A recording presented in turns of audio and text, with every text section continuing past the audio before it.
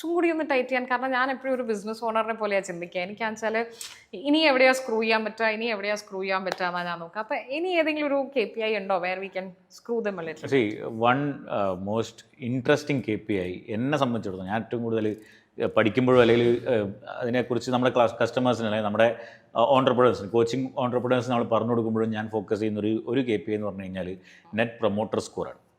Net promoter score എന്ന് പറഞ്ഞു കഴിഞ്ഞാൽ out of your 100 customers how many will refer your business to their friends or relatives. Okay, അതൊരു KPI ആണ്. അപ്പോൾ അതെന്ത് ചെയ്യണം? We have to ask them, അല്ലേ? നിങ്ങൾ സർവീസിൽ ഹാപ്പി ആണെങ്കിൽ നിങ്ങൾ നിങ്ങളുടെ ഫ്രണ്ട്സിനോ റിലേറ്റീവ്സിനോ എൻ്റെ ബിസിനസ് റെഫർ ചെയ്യുമോ? That is net promoter score.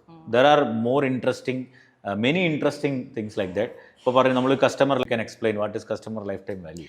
അതിൻ്റെ ഒരു ഡിഫറൻസ് മനസ്സിലാക്കിയപ്പോഴാണ്, അതായത് നമുക്ക് ഏറ്റവും എളുപ്പം ഒരു ബിസിനസ്, അതായത് ഒരു ലീഡ് പുതിയതായിട്ട് ജനറേറ്റ് ചെയ്യുന്നതിനെക്കാട്ടിലും എക്സിസ്റ്റിംഗ് ആയിട്ടുള്ള കസ്റ്റമറിനെ കൊണ്ട് പിന്നെയും പിന്നെയും നമ്മുടെ സർവീസ് എൻറോൾ ചെയ്യിപ്പിക്കുക അല്ലെങ്കിൽ നമ്മുടെ പ്രോഡക്റ്റ് വാങ്ങിപ്പിക്കുക എന്നുള്ളതാണ്.